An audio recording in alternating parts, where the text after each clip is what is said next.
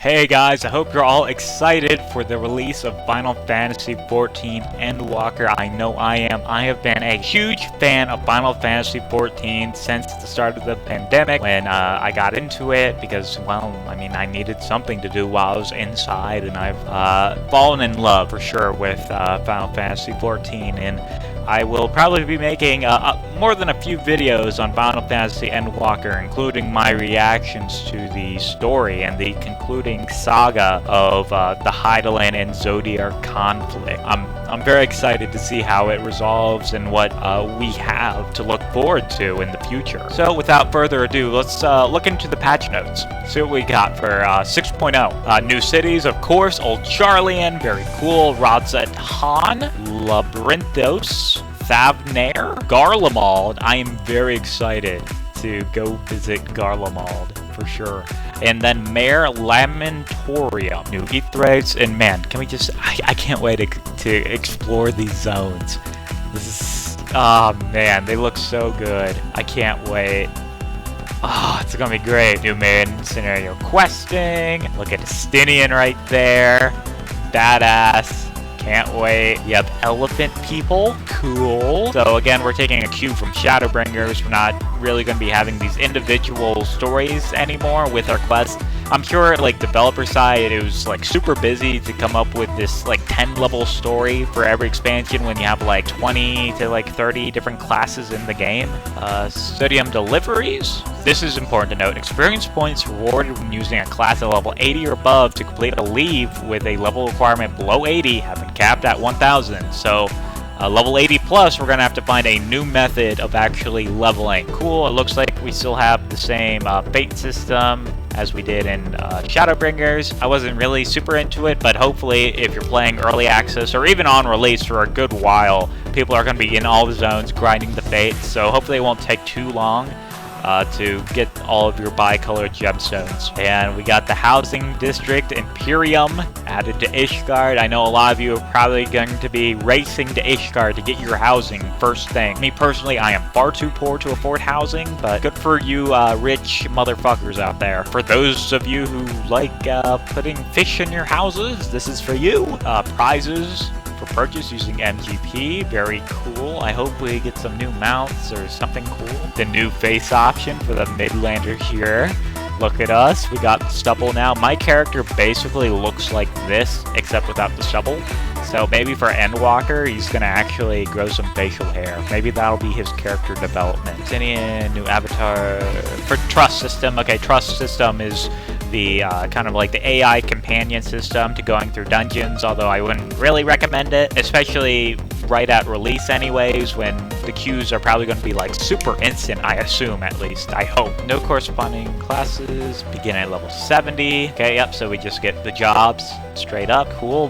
Male Vieira, maybe that's our teacher for Sage. Very cool. The Armory Bonus granted below level 80 has been increased from 50 to 100%. Wow. The Armory Bonus is applied to all available Disciple of War and Magic other than your highest level job or class. From level 80 onward, the Armory Bonus is a 50% increase in XP from defeating enemies and fate rewards. So again, this really helps you to get to level 80 so you can play the new expansion. I love this. New enemies, we got a fucking elk. An elk? That's insane. Reskin Morble, he looks cute. I like him. We got a space cactar. Maybe this will be the time to get into PvP. Players above level 80 will receive a maximum of 1000 XP when submitting items to the House of Splendors or Ishgard's Restoration. Okay, so that means we're going to need a new way to level crafters. Because I was thinking that I was going to go to Ishgard and submit level 80 stuff to, you know, grind my crafters. But it looks like I'm going to have to do something different now.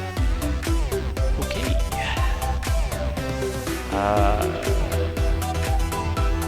Back. So it looks like they're doing the same thing for land.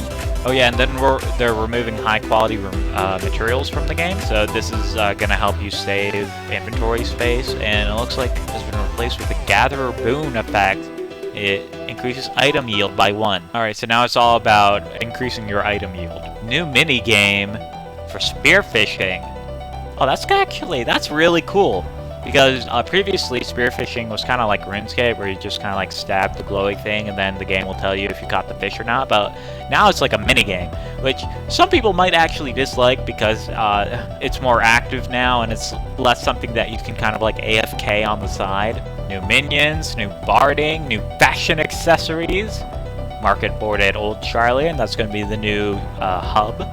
Looking forward to it. Retainers, level cap increase, yep. Guild cost for using teleport has been adjusted. Hopefully I don't go broke this expansion. A map will now be displayed when selecting Ethernet destinations. They had this and they showed this off in one of the trailers. This is a super good change, because even as like a veteran of Final Fantasy 14 who has played probably over 1,000 hours into the game, I still get the Ethernet nodes incorrect even when incapacitated. So again, this will kind of make it easier to find a downed player, because sometimes it's kind of hard to tell in the battlefield like where someone is exactly. So I like that. Following additions to ground targeting. Cursor speed has been changed from 0 to 100 to 0 to 200. Interesting. Okay, I'm gonna have to see what I think about this when I get into the game. Okay, fortunately they haven't changed the player accommodations. That's what I was most worried about. Looks like it's just more so having a high level and then playing enough of the game, because I want to try to hit mentor this expansion so I can work towards the mentor mount. I can definitely hit the crafting mentorship this expansion, since all my crafters are already like level 80. I can do that pretty easily. Synthesize at least 100 collectibles. That's pretty simple. There's not even like really a level associated with that, so you can go for like really low level easy stuff. So I've gathered at least 300 collectibles. I mean, now known issues, this is a big deal right now. This is kind of important going into the game. An issue wherein certain graphics do not display correctly in Labyrinthos. An issue wherein progressing to a certain point in the final quest of Endwalker prevents progression in Chronicles of a New Era quest, God's Veld. That's problematic. Issues scheduled to be addressed in patch 6.01. Hopefully this comes out soon. They don't say when it comes out. It says scheduled to be addressed, so they haven't fixed it yet.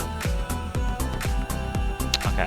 Well, I certainly hope I don't encounter this problem, because I want to kind of like speedrun this game. But then again, I also have like school that I'm kind of juggling right now, so by time school's concluded, this has probably been patched, so I really don't need to worry about it. Just like skimming these, a lot of these things are kind of super niche scenarios where they don't like super break the game. It's just maybe a little bit confusing if you run into that exact circumstance. So a lot of the stuff we've already known, but again, it's just cool to kind of look over it.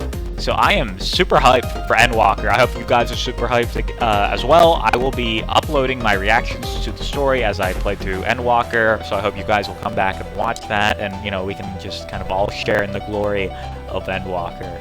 So I will see you guys there on the moon.